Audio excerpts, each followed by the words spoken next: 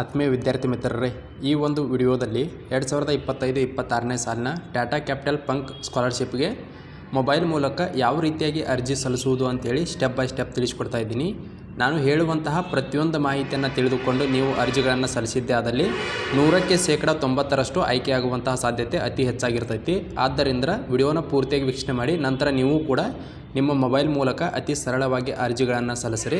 ಈಗಾಗಲೇ ಈ ವಿದ್ಯಾರ್ಥಿ ವೇತನಕ್ಕೆ ಸಂಬಂಧಪಟ್ಟಂತೆ ಯಾರೆಲ್ಲ ಅರ್ಜಿಗಳನ್ನು ಸಲ್ಲಿಸಬಹುದು, ಎಷ್ಟು ವಿದ್ಯಾರ್ಥಿ ವೇತನವನ್ನು ನೀಡ್ತಾ ಇದ್ದಾರೆ, ಬೇಕಾಗುವಂಥ ದಾಖಲಾತಿಗಳೇನೇನು, ಆಯ್ಕೆ ಪ್ರಕ್ರಿಯೆ ಯಾವ ರೀತಿಯಾಗಿರುತ್ತೆ, ಪ್ರತಿಯೊಂದು ಮಾಹಿತಿಯನ್ನು ಹಿಂದಿನ ಒಂದು ವಿಡಿಯೋದಲ್ಲಿ ಸಂಪೂರ್ಣವಾಗಿ ತಿಳಿಸಿಕೊಟ್ಟಿರುವೆ. ಈ ಒಂದು ವಿಡಿಯೋದಲ್ಲಿ ಕೇವಲ ಮೊಬೈಲ್ ಮೂಲಕ ಯಾವ ರೀತಿಯಾಗಿ ಅರ್ಜಿ ಸಲ್ಲಿಸೋದು ಅಂತೇಳಿ ಸ್ಟೆಪ್ ಬೈ ಸ್ಟೆಪ್ ತಿಳಿಸ್ಕೊಡ್ತಾ ಇದ್ದೀನಿ. ವಿಡಿಯೋನ ಪೂರ್ತಿಯಾಗಿ ವೀಕ್ಷಣೆ ಮಾಡಿರಿ.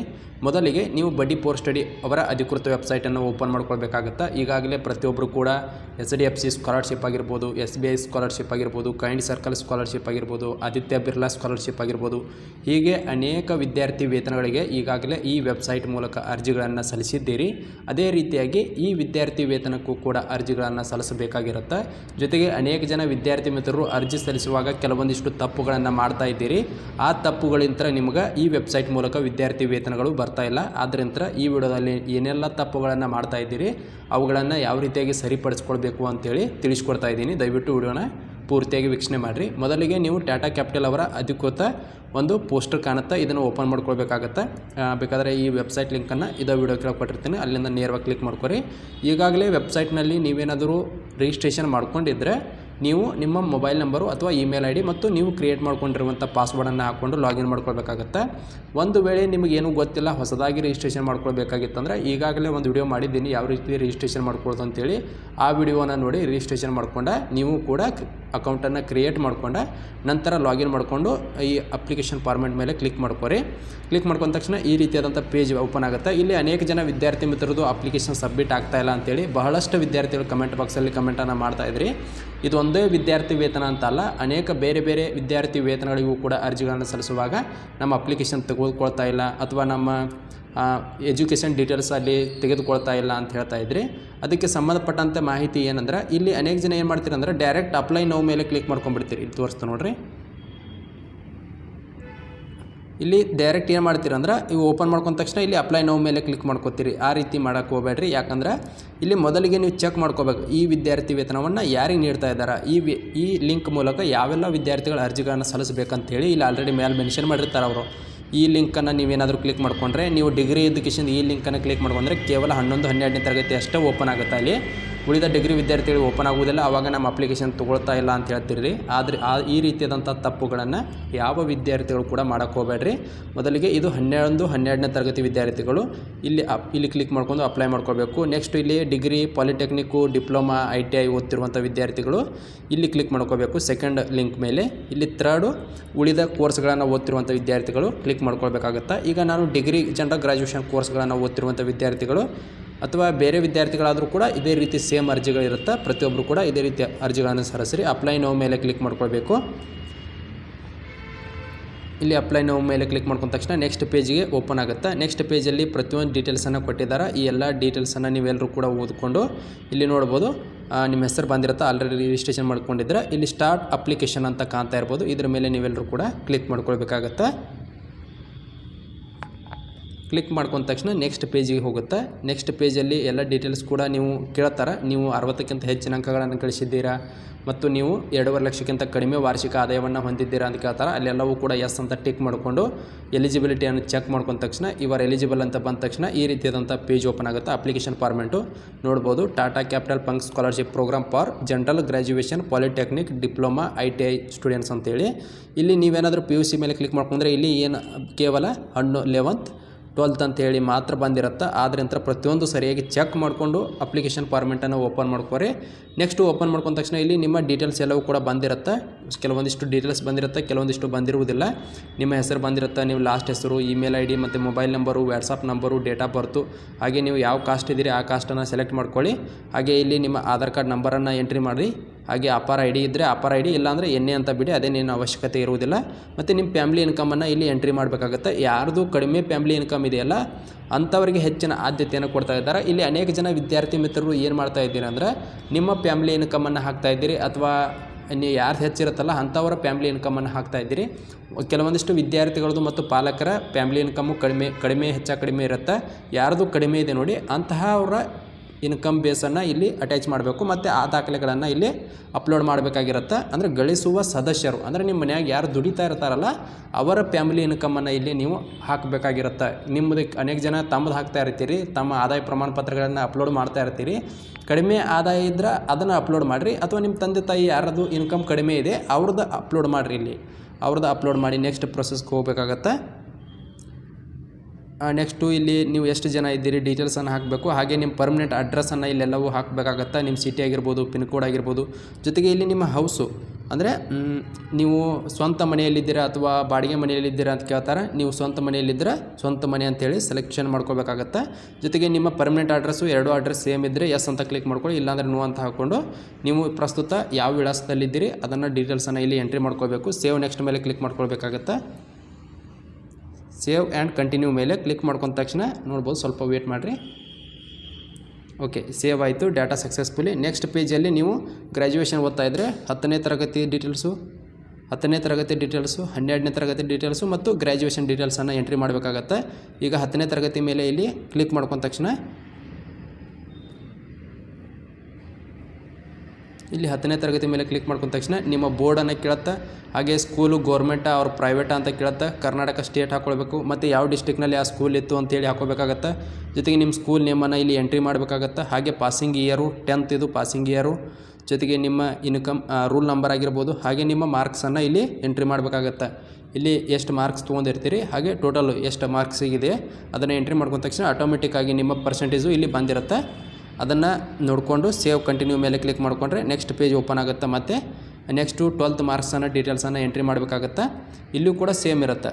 ಅಂದರೆ ಇಲ್ಲಿ ನೋಡ್ಬೋದು ಯಾವ ಬೋರ್ಡು ಮತ್ತು ಯಾವ ಕೋರ್ಸನ್ನು ಓದ್ತಾ ಇದ್ರಿ 12th ಒಳಗೆ. ಇಲ್ಲಿ ಕ್ಲಿಕ್ ಮಾಡ್ಕೊಂಡ ತಕ್ಷಣ ನೋಡ್ಬೋದು ಇಲ್ಲಿ PCMBನ, ಕಾಮರ್ಸಾ, ಆರ್ಟ್ಸಾ, PCM, ಅದರ್ಸಾ ಅಂತೇಳಿ ನೀವು ಏನು ಓದ್ತಾ ಇದ್ದೀರಿ ಅದನ್ನು ಸೆಲೆಕ್ಟ್ ಮಾಡ್ಕೊಳ್ಳಿ. ಹಾಗೆ ಕಾಲೇಜು ಗೌರ್ಮೆಂಟ್ ಅವ್ರ ಪ್ರೈವೇಟ್ ಅಂತ ಕೇಳ್ತಾರೆ. ನೀವು ಗೌರ್ಮೆಂಟ್ ಇದ್ದರೆ ಗೌರ್ಮೆಂಟು, ಗೌರ್ಮೆಂಟ್ ಎಡೆಡ್ ಇದ್ದರೆ ಗೌರ್ಮೆಂಟ್ ಎಡೆಡು, ಪ್ರೈವೇಟ್ ಇದ್ದರೆ ಪ್ರೈವೇಟ್ ಅಂತೇಳಿ ಸೆಲೆಕ್ಟ್ ಮಾಡ್ಕೊಳ್ಬೇಕು. ಮತ್ತು ಯಾವ ಡಿಸ್ಟಿಕಲ್ಲಿ ಬರುತ್ತೆ ಆ ಕಾಲೇಜ್ ಅಂತ ಕೇಳ್ತಾ ಇದ್ದಾರೆ. ನಿಮ್ಮ ಯಾವ ಡಿಸ್ಟಿಕಲ್ಲಿ ಕಾಲೇಜನ್ನು PUC ಓದಿದ್ದೀರಿ ಅದನ್ನು ಇಲ್ಲಿ ಎಂಟ್ರಿ ಮಾಡ್ಕೊಳ್ಬೇಕು. ಹಾಗೆ PUC ಕಾಲೇಜ್ ಹೆಸರನ್ನು ಹಾಕ್ಕೊಳ್ಬೇಕು, ಪಾಸಿಂಗ್ ಇಯರು, ರೂಲ್ ನಂಬರು, ಹಾಗೆ ಮಾರ್ಕ್ಸನ್ನು ಇಲ್ಲಿ ಎಂಟ್ರಿ ಮಾಡ್ಕೊಳ್ಬೋದು. ಸೇವ್ ನೆಕ್ಸ್ಟ್ ಮೇಲೆ ಕ್ಲಿಕ್ ಮಾಡ್ಕೊಳ್ಳಿ. ನೆಕ್ಸ್ಟು ನಿಮ್ಮ ಗ್ರ್ಯಾಜುಯೇಷನ್ ಡೀಟೇಲ್ಸನ್ನು ಕೇಳ್ತಾರೆ. ಇಲ್ಲಿ ನೋಡ್ಬೋದು ಆಟೋಮೆಟಿಕ್ಕಾಗಿ ಓಪನ್ ಆಗುತ್ತೆ. ಒಂದು ನಿಮಿಷ. ಓಕೆ, ಸಾರಿ. ಇಲ್ಲಿ ಗ್ರ್ಯಾಜುಯೇಷನ್ ಡೀಟೇಲ್ಸನ್ನು ಕೇಳ್ತಾರೆ. ನೀವು ಯಾವ ಕೋರ್ಸನ್ನು ಓದ್ತಾ ಇದ್ದೀರಿ ಅದನ್ನು ಸೆಲೆಕ್ಟ್ ಮಾಡ್ಕೊಳ್ಳಿ. ಇಲ್ಲಿ ಫಸ್ಟಿಗೆ ಇಲ್ಲಿ ಆ ಕೋರ್ಸು ಎಷ್ಟು ಅವಧಿ ಇದೆ. ಎಲ್ಲ ಗ್ರ್ಯಾಜುಯೇಷನ್ ಕೋರ್ಸ್ಗಳು 3 ವರ್ಷ ಇರುತ್ತೆ, 3 ವರ್ಷ ಅಂತ ಹಾಕ್ಕೊಳ್ಳಿ. ITI ಇದ್ದರೆ 2 ವರ್ಷ ಅಂತ ಹೇಳಿ ಸೆಲೆಕ್ಟ್ ಮಾಡ್ಕೊಳ್ಳಿ. ಮತ್ತು ಕಾಲೇಜ್ ಟೈಪು ಗೌರ್ಮೆಂಟಾ ಪ್ರೈವೇಟಾ ಅದನ್ನು ಸೆಲೆಕ್ಟ್ ಮಾಡ್ಕೊಳ್ಳಿ. ಅಡ್ಮಿಷನ್ ಇಯರು 2nd ಇಯರ್ ಅಂತ ಹಾಕ್ಕೊಳ್ಳಿ. ಫಸ್ಟ್ ಇಯರ್ ಓದ್ತಾ ಇದ್ದರೆ ಫಸ್ಟ್ ಇಯರ್ ಅಂತ ಹಾಕ್ಕೊಳ್ಳಿ. ನೀವು ಈಗ ಪ್ರಸ್ತುತ ಯಾವ ವರ್ಷವನ್ನು ಓದ್ತಾ ಇದ್ರಿ ಅದನ್ನು ಹಾಕ್ಕೊಳ್ಬೇಕು. ಮತ್ತು ಪ್ರಸ್ತುತ ಯಾವ ಸೆಮಿಸ್ಟ್ರನ್ನ ಓದ್ತಾ ಇದ್ರಿ ಅದನ್ನು ಇಲ್ಲಿ ಹಾಕ್ಕೊಳ್ಬೇಕಾಗತ್ತೆ. ಇಲ್ಲಿ ಯಾವ ಇಯರನ್ನು ಹಾಕ್ಕೊಳ್ಳಿ, ಇಲ್ಲಿ ಯಾವ ಸೆಮಿಸ್ಟ್ರನ್ನ ಓದ್ತಾ ಇದ್ರಿ ಅದನ್ನು ಹಾಕ್ಕೊಳ್ಳಿ. ಹಾಗೆ ನಿಮ್ಮ ಪ್ರಿನ್ಸಿಪಾಲ್ ಅವರ ಹೆಸರನ್ನು ಹಾಕಿರಿ. ಜೊತೆಗೆ ನಿಮ್ಮ ಡಿಸ್ಟಿಕ್ಕನ್ನು ಹಾಕ್ಕೊಡ್ರಿ. ಹಾಗೆ ಕಾಲೇಜ್ ಹೆಸರನ್ನು ಇಲ್ಲಿ ಸೆಲೆಕ್ಟ್ ಮಾಡ್ಕೊಳ್ಬೇಕಾಗತ್ತೆ. ಅನೇಕ ಜನ ವಿದ್ಯಾರ್ಥಿ ಮಿತ್ರರು ಕಾಲೇಜ್ ನೇಮ್ ತೋರಿಸ್ತಾ ಇಲ್ಲ ಅಂತೇಳಿ ಬಹಳಷ್ಟು ಜನ ವಿದ್ಯಾರ್ಥಿ ಮಿತ್ರರು ನಮಗೆ ಕಮೆಂಟನ್ನು ಮಾಡ್ತಾ ಇರ್ತೀವಿ. ಅಂಥವ್ರು ಏನು ಮಾಡಬೇಕಂದ್ರೆ ಇಲ್ಲಿ ಒಂದು ವೇಳೆ ನಿಮಗೆ ಕಾಲೇಜ್ ಲಿಸ್ಟ್ ತೋರಿಸಲಿಲ್ಲ ಅಂದರೆ ಇಲ್ಲಿ ಲಾಸ್ಟಿಗೆ ಬಂದ ತಕ್ಷಣ ಅದರ್ಸ್ ಅಂತ ಕಾಣ್ತಾ ಇರ್ಬೋದು. ನಿಮಗೆ ಇಲ್ಲಿ ನೋಡ್ಬೋದು ಅದರ್ಸ್ ಅಂತ ಹೇಳಿ ಹಾಕ್ಕೊಂಡು ನಿಮ್ಮ ಕಾಲೇಜನ್ನು ನೀವು ಟೈಪ್ ಮಾಡಿ ಹಾಕ್ಬೋದಾಗಿರುತ್ತೆ. ಅದರ್ಸ್ ಅಂತ ಹೇಳಿ ಸೆಲೆಕ್ಟ್ ಮಾಡ್ಕೊಳ್ಬೇಕು. ನೆಕ್ಸ್ಟು ಕಾಲೇಜ್ ಇಮೇಲ್ ID ಅನ್ನು ಹಾಕ್ಕೊಡ್ರಿ. ಕಾಲೇಜಿನ ಟೆಲಿಫೋನ್ ನಂಬರನ್ನು ಹಾಕಿರಿ. ನಿಮ್ಮದೇನಾದರೂ ಹಾಸ್ಟೆಲ್ ಫೀ ಇದ್ದರೆ ಹಾಸ್ಟೆಲ್ ಫೀಯನ್ನು ಇಲ್ಲಿ ಮೆನ್ಷನ್ ಮಾಡಿರಿ, ಇಲ್ಲ ಅಂದರೆ 0 ಅಂತ ಹಾಕಿರಿ. ಮತ್ತು ಕಾಲೇಜಿನ ಟೋಟಲ್ ಫೀ ಎಷ್ಟಿರುತ್ತೆ ಅದನ್ನು ಎಂಟ್ರಿ ಮಾಡಿರಿ. ಇವೆಲ್ಲ ದಾಖಲೆಗಳನ್ನು ಅಪ್ಲೋಡ್ ಇರುವುದರಿಂದ ಎಲ್ಲ ಮಾಹಿತಿಯನ್ನು ಸರಿಯಾಗಿ ಭರ್ತಿ ಮಾಡಿರಿ. ನೆಕ್ಸ್ಟು ಇಲ್ಲಿ regular, full time, day scholar ಹಾಕ್ಕೊಳ್ಳಿ. ಹಾಗೆ ಪಾಸಿಂಗ್ ಇಯರನ್ನು ಹಾಕ್ಕೊಳ್ಳಿ. ಹಾಗೆ ಕೋರ್ಸಲ್ಲಿ ಯಾವ ಸಬ್ಜೆಕ್ಟ್ಗಳನ್ನು ವಿಷಯವಾಗಿ ತೆಗೆದುಕೊಂಡಿದ್ದೀರಿ ಅದರ ಡೀಟೇಲ್ಸನ್ನು ಇಲ್ಲಿ ನೀವು ಎಂಟ್ರಿ ಮಾಡಬೇಕಾಗತ್ತೆ. ನೆಕ್ಸ್ಟು ಸೇವ್ ಮೇಲೆ ಕ್ಲಿಕ್ ಮಾಡಿಕೊಂಡು ನೆಕ್ಸ್ಟ್ ಪೇಜ್ ಓಪನ್ ಆಗುತ್ತೆ. ನೆಕ್ಸ್ಟು ಇಬ್ಬರು ಫ್ಯಾಮಿಲಿ ಮೆಂಬರ್ಸ್ ಡೀಟೇಲ್ಸನ್ನು ಹಾಕಬೇಕಾಗಿರುತ್ತೆ.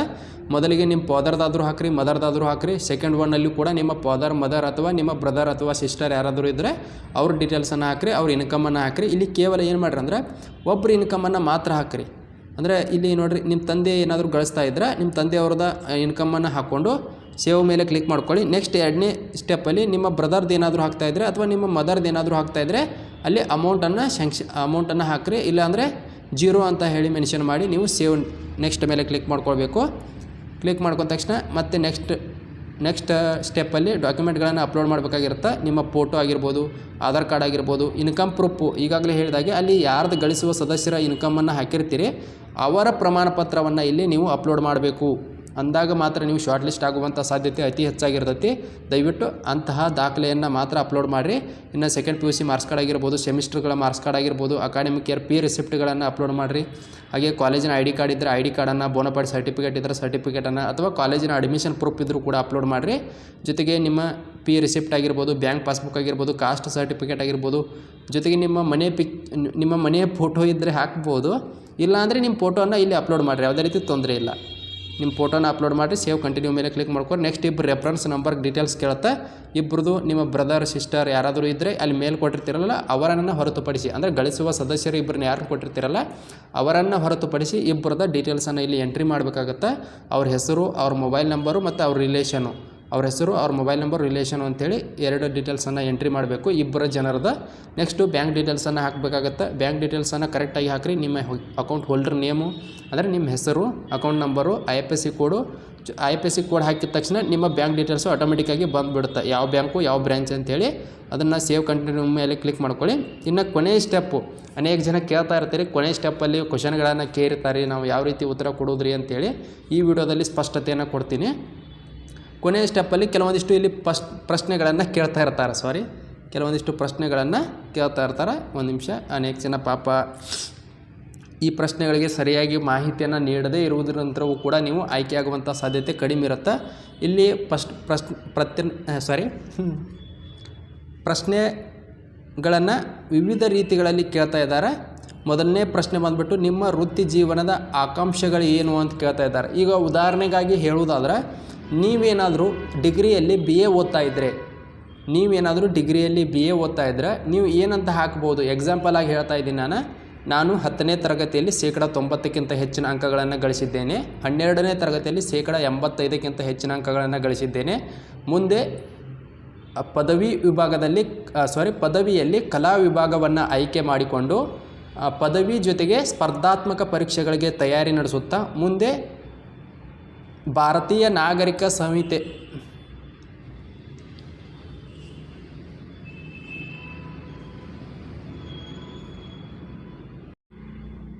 ಕೊನೆಯ ಸ್ಟೆಪ್ಪಲ್ಲಿ ಕೆಲವೊಂದಿಷ್ಟು ಪ್ರಶ್ನೆಗಳನ್ನು ಕೇಳಿರ್ತಾರೆ. ಆ ಪ್ರಶ್ನೆಗಳಿಗೆ ಯಾವ ರೀತಿಯಾಗಿ ಉತ್ತರವನ್ನು ಕೊಡೋದು ಅಂಥೇಳಿ ಅನೇಕ ಜನ ಕಮೆಂಟ್ ಬಾಕ್ಸಲ್ಲಿ ಕಮೆಂಟನ್ನು ಮಾಡ್ತಾ ಇದ್ರಿ.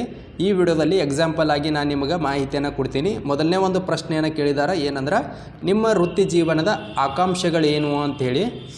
ಇದಕ್ಕೆ ಒಂದು ಎಕ್ಸಾಂಪಲ್ ಆಗಿ ತೆಗೆದುಕೊಳ್ಳೋದಾದ್ರೆ, ನೀವೇನಾದರೂ BA ಓದ್ತಾ ಇದ್ದರೆ, ಬ್ಯಾಚುಲರ್ ಆಫ್ ಆರ್ಟ್ಸನ್ನು ಓದ್ತಾ ಇದ್ದರೆ ಈ ರೀತಿ ಬರೀಬಹುದಾಗಿರುತ್ತೆ. ಏನಂದ್ರೆ, ನಾನು 10ನೇ ತರಗತಿಯಲ್ಲಿ 90%ಕ್ಕಿಂತ ಹೆಚ್ಚಿನ ಅಂಕಗಳನ್ನು ಗಳಿಸಿದ್ದೇನೆ. 12ನೇ ತರಗತಿಯಲ್ಲಿಯೂ ಕೂಡ 85ಕ್ಕಿಂತ ಹೆಚ್ಚಿನ ಅಂಕಗಳನ್ನು ಗಳಿಸಿದ್ದೇನೆ. ಪದವಿಯಲ್ಲಿ ಕಲಾ ವಿಭಾಗವನ್ನು ಆಯ್ಕೆ ಮಾಡಿಕೊಂಡು ಪ್ರಸ್ತುತ ಪದವಿ ಜೊತೆಗೆ ಸ್ಪರ್ಧಾತ್ಮಕ ಪರೀಕ್ಷೆಗಳಿಗೆ ತಯಾರಿ ನಡೆಸುತ್ತಾ ಮುಂದೆ ಜಿಲ್ಲಾಧಿಕಾರಿಯಾಗಬೇಕೆಂಬ ಆಕಾಂಕ್ಷೆಯನ್ನು ಹೊಂದಿದ್ದೇನೆ ಅಂಥೇಳಿ ನೀವು ಇಲ್ಲಿ ಬರಿಬೋದಾಗಿರುತ್ತೆ. ಎಕ್ಸಾಂಪಲ್ ಆಗಿ ಹೇಳ್ತಾ ಇದ್ದೀನಿ. ನೀವು ಯಾವ ಹುದ್ದೆಯನ್ನು ಅಲಂಕರಿಸ್ತಾ ಇದ್ದೀರಿ ಅದನ್ನು ಇಲ್ಲಿ ಆ್ಯಡ್ ಮಾಡಿಕೊಂಡು ನೀವು ಇಲ್ಲಿ ಇದಕ್ಕೆ ಉತ್ತರವನ್ನು ಬರಿಬೋದಾಗಿರುತ್ತೆ. ಜೊತೆಗೆ ನಿಮಗೆ ಈ ವಿದ್ಯಾರ್ಥಿ ವೇತನ ಏಕೆ ಬೇಕು ಮತ್ತು ಈ ವಿದ್ಯಾರ್ಥಿ ವೇತನ ನಿಮಗೆ ಮುಖ್ಯವಾಗಿಸುವ ಆರ್ಥಿಕ ಸವಾಲುಗಳು ಅಥವಾ ನಿರ್ಬಂಧಗಳು ಯಾವುವು ಅಂತ ಕೇಳಿದ್ದಾರೆ. ಎರಡನೇ ಪ್ರಶ್ನೆಗೆ ಏನು ಉತ್ತರವನ್ನು ಬರಿಬೋದಂದ್ರೆ, ನಮ್ಮ ಕುಟುಂಬವು ಮಧ್ಯಮ ವರ್ಗದ ಕುಟುಂಬವಾಗಿದ್ದು ತುಂಬ ಹಣಕಾಸಿನ ತೊಂದರೆಯನ್ನು ಅನುಭವಿಸುತ್ತಿದೆ. ನಾನು ಎಕ್ಸಾಂಪಲ್ ಆಗಿ ಹೇಳ್ತಾ ಇದ್ದೀನಿ. ನಮ್ಮ ತಂದೆಯು ಅಂಗವೈಕಲ್ಯತೆಯಿಂದ ಬಳಲುತ್ತಿದ್ದಾರೆ ಮತ್ತು ನಮಗೆ ತುಂಬ ಹಣಕಾಸಿನ ತೊಂದರೆಯಾಗುತ್ತಿದೆ. ನನ್ನ ಶಿಕ್ಷಣಕ್ಕೆ ಈ ವಿದ್ಯಾರ್ಥಿ ವೇತನವನ್ನು ಒದಗಿಸಿ ನನಗೆ ಮತ್ತು ನನ್ನ ಶಿಕ್ಷಣಕ್ಕೆ ತುಂಬ ಸಹಾಯಕಾರಿಯಾಗುತ್ತದೆ ಅಂಥೇಳಿ ಇಲ್ಲಿ ನೀವು ಬರಿಬೋದಾಗಿರುತ್ತೆ. ಇನ್ನು ಮೂರನೇ ಪ್ರಶ್ನೆ ಕೇಳ್ತಾರೆ, ನೀವು ಯಾವುದಾದ್ರೂ ವಿದ್ಯಾರ್ಥಿ ವೇತನವನ್ನು ಪಡೆದಿದ್ದೀರಾ ಅಂಥೇಳಿ ನೋ ಅಂತ ಹಾಕ್ಕೊಡಿ. ಹಾಗೆ ಹಿಂದಿನ ತರಗತಿಯಲ್ಲಿ ಎಷ್ಟು ಅಂಕಗಳನ್ನು ಗಳಿಸಿದ್ದೀರಿ ಅಂತ ಕೇಳ್ತಾ ಇದ್ದಾರೆ, ಅದನ್ನು ಇಲ್ಲಿ ನೀವು ಹಾಕಬೇಕಾಗತ್ತೆ. ಜೊತೆಗೆ ನೀವು ಈ ವಿದ್ಯಾರ್ಥಿ ವೇತನದ ಬಗ್ಗೆ ಹೆಂಗೆ ಗೊತ್ತಾಯಿತು ಅಂತ ಕೇಳ್ತಾ ಇದ್ದಾರೆ, ಬಡಿ ಪೋರ್ ಸ್ಟಡಿ ಅಂತ ಹಾಕ್ಕೊಳ್ಳಿ. ನಿಮ್ಮ ಕುಟುಂಬದಲ್ಲಿ ಎಷ್ಟು ಸದಸ್ಯರಿದ್ದಾರೆ ಅಂತ ಕೇಳಿದ್ದಾರೆ, ಎಷ್ಟು ಜನ ಇದ್ದಾರೆ ಅದನ್ನು ಸೆಲೆಕ್ಟ್ ಮಾಡ್ಕೊಳ್ಳಿ. ನೆಕ್ಸ್ಟು ನೀವು ವಿದ್ಯಾರ್ಥಿ ವೇತನ ಅರ್ಜಿ ಸಲ್ಲಿಸಲು ಗುರಿಗಳು ಮತ್ತು ಪ್ರಾಮುಖ್ಯತೆಯನ್ನು ವಿವರಿಸುವ ಬಗ್ಗೆ ಹೇಳಿಕೆ ಅಂತ ಹೇಳಿದ್ದಾರೆ. ಅದರ ಬಗ್ಗೆ ಅದೇ ರೀತಿ ನಾವು ಜಿಲ್ಲಾಧಿಕಾರಿಯಾಗಿ ಮುಂದೆ ಬಡವರ ಸೇವೆಯನ್ನು ಮಾಡಬೇಕಾಗಿರುತ್ತೆ. ಈ ರೀತಿಯಾಗಿ ನೀವು ಬರೀಬೇಕಾಗಿರುತ್ತೆ. ನೆಕ್ಸ್ಟು ಟಾಟಾ ಕ್ಯಾಪಿಟಲ್ ಕೆಲಸ ಮಾಡ್ತಾ ಇದ್ದಾರೆ ಇಲ್ಲ ಅಂತ ಹಾಕ್ಕೊಳ್ಳಿ. ಸೇವ್ ನೆಕ್ಸ್ಟ್ ಮೇಲೆ ಕ್ಲಿಕ್ ಮಾಡ್ಕೊಳ್ಳಿ. ಸೇವ್ ಆಯಿತು ಸಕ್ಸಸ್ಫುಲಿಯಾಗಿ. ಪ್ರತಿಯೊಂದು ಡೀಟೇಲ್ಸ್ ಕೂಡ ಸೇವ್ ಆಗಿರುತ್ತೆ. ಇಲ್ಲಿ ಕ್ಲಿಕ್ ಮಾಡ್ಕೊಳ್ಳಿ. ಈ ಎಲ್ಲ ಬಾಕ್ಸ್ಗಳಿಗೆ ಕ್ಲಿಕ್ ಮಾಡ್ಕೊಂಡು ಪೂರ್ವ ವೀಕ್ಷಣೆ ಮೇಲೆ ಕ್ಲಿಕ್ ಮಾಡ್ಕೊಂಡ ತಕ್ಷಣ ನಿಮ್ಮ ಎಲ್ಲ ಡೀಟೇಲ್ಸ್ ಕೂಡ ಕರೆಕ್ಟ್ ಆಗಿದೆಯಲ್ಲ ಅಂಥೇಳಿ ಒಂದು ಸಾರಿ ಚೆಕ್ ಮಾಡ್ಕೊಳ್ಳಿ. ಚೆಕ್ ಮಾಡ್ಕೊಂಡ ತಕ್ಷಣ ಸಲ್ಲಿಸಿ ಮೇಲೆ ಕ್ಲಿಕ್ ಮಾಡ್ಕೊಂಡ್ರೆ ಸಾಕು, ನಿಮ್ಮ ಅಪ್ಲಿಕೇಶನ್ನು ಸಕ್ಸಸ್ಫುಲಿಯಾಗಿ ಸಬ್ಮಿಟ್ ಆಗುತ್ತೆ. ನೋಡ್ಬೋದು ನಿಮ್ಮ ಅರ್ಜಿ ಯಶಸ್ವಿಯಾಗಿ ಸಲ್ಲಿಸಲಾಗಿದೆ ಅಂತ ಹೇಳಿದ್ದಾರೆ. ನೆಕ್ಸ್ಟ್ ಮೇಲೆ ಕ್ಲಿಕ್ ಮಾಡ್ಕೊಳ್ಳಿ. ನಿಮ್ಮ ಅಪ್ಲಿಕೇಶನ್ ಸ್ಟೇಟಸನ್ನು ಕೂಡ ನೀವು ಇಲ್ಲಿ ಚೆಕ್ ಮಾಡ್ಕೋಬೋದಾಗಿರುತ್ತೆ. ಇದು ಇವತ್ತಿನ ಟಾಟಾ ಕ್ಯಾಪಿಟಲ್ ವಿದ್ಯಾರ್ಥಿ ವೇತನಕ್ಕೆ ಅರ್ಜಿ ಸಲ್ಲಿಸುವ ಸಂಪೂರ್ಣ ವಿಧಾನ ಆಗಿರುತ್ತೆ. ಇದೇ ರೀತಿ ಹೆಚ್ಚಿನ ವಿದ್ಯಾರ್ಥಿ ವೇತನಗಳಿಗಾಗಿ ಇದೇ ಮೊದಲ ಬಾರಿಗೆ ಯಾರಾದರೂ ನಮ್ಮ ಯೂಟ್ಯೂಬ್ ಚಾನಲ್ನ ನೋಡ್ತಾ ಇದ್ದರೆ ದಯವಿಟ್ಟು ಸಬ್ಸ್ಕ್ರೈಬ್ ಮಾಡ್ಕೊರಿ. ಹಾಗೆ ಈ ವಿಡಿಯೋನ ಇತರ ನಿಮ್ಮ ಗೆಳೆಯರಿಗೂ ಕೂಡ ಶೇರ್ ಮಾಡಿರಿ. ಇದೇ ಮೊದಲ ಬಾರಿಗೆ ಯಾರಾದರೂ ನೋಡ್ತಾ ಇದ್ದರೆ ಸಬ್ಸ್ಕ್ರೈಬ್ ಮಾಡ್ಕೊರಿ ಅಂತ ಹೇಳ್ತಾ ಈ ವಿಡಿಯೋನ ಇಲ್ಲಿಗೆ ಮುಗಿಸ್ತಾ ಇದ್ದೀನಿ.